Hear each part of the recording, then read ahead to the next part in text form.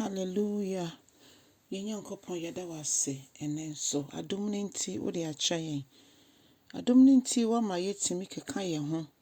Ewurade a wonim ye mpo ansa na ye be mujato ato ye maame ye mu. Yesi ye hira wodin konkron no. Ena no pain so wo ma ye mpaebo nyina ne se obedi ye nkan. Se de wo ye ma ye dada no. Ewurade wo na mo asem so ama wo konkron acheche ase.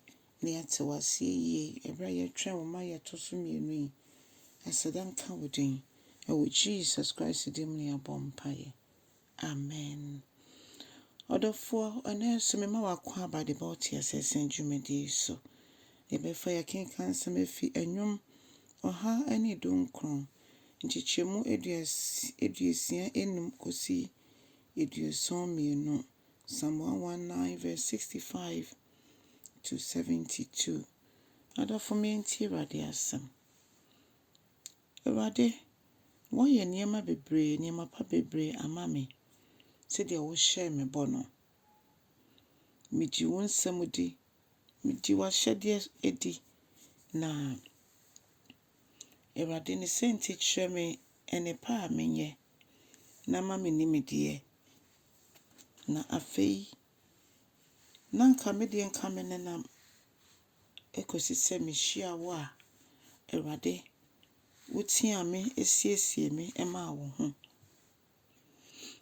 Ama sese metimi edi wasem echi anase medi wasem so.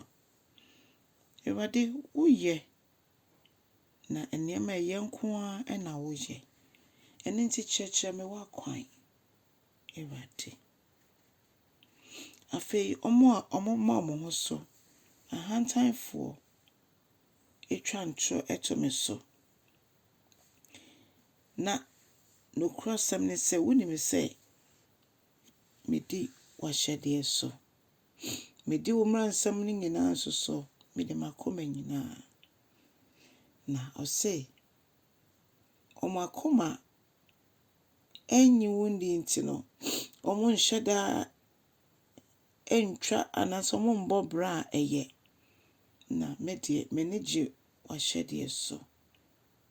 Ewurade ma ho hiehie mu mhwehwe wo ntino ekoyie maame.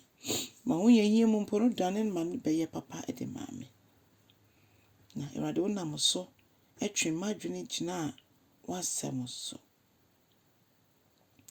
Wasem esomebo na esomebo chen sika ene dwete empempem. Adofo onyame asem ni. Onyankopon ye nyame bia ne yemu ye dodo. Na osiesie ne ma. Akwan bebre so na ofa so de siesie ye. Ebi okra na ya brabo atwe yen akohye ohaw ne amane bi mu.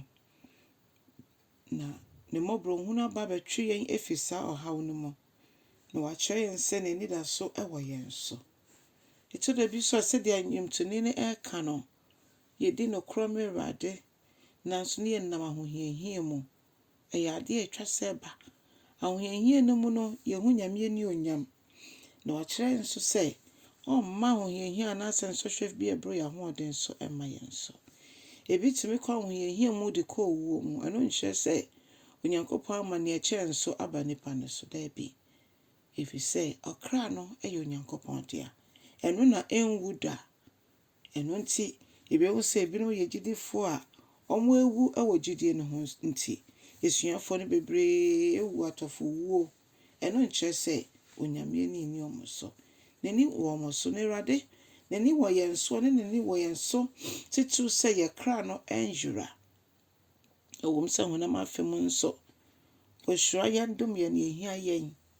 Yebisa na ode ma yen. Nanso honam due betimi akwa atete mu. Onyame beyiye efiri mu. Ebi wo nso atete no mu na obetimi efiri asase so. Nanso okra no ye nyame dia. Adofo no ye Nyankopon yesum no. O se de wa hyehye ne niam afa. Enti se yenso ye ma ne kwan obema yatena ase. Odo so ye nyame nti ye ntimi ntena ase enwie. Ye tena ase wie a no ye nyame. Eno nti bibia nyame ye bebisa no a ode ye befa so no. Eno na ye yenhye ne nyam. Enye esu a yankasa yekokotwe ha bra ye ho da bi. Yebeka obi ho asem ne benya asem nye no na oka. Na emom yeguso yedi na asem so no ne yekọ ha mo no obeyi efi mo. Empo yemro yemu no so yekoye bibia te sese de amekanya. Onyame yema ne ho kwan a obesiesie. Onyame nhyira wo. Amen.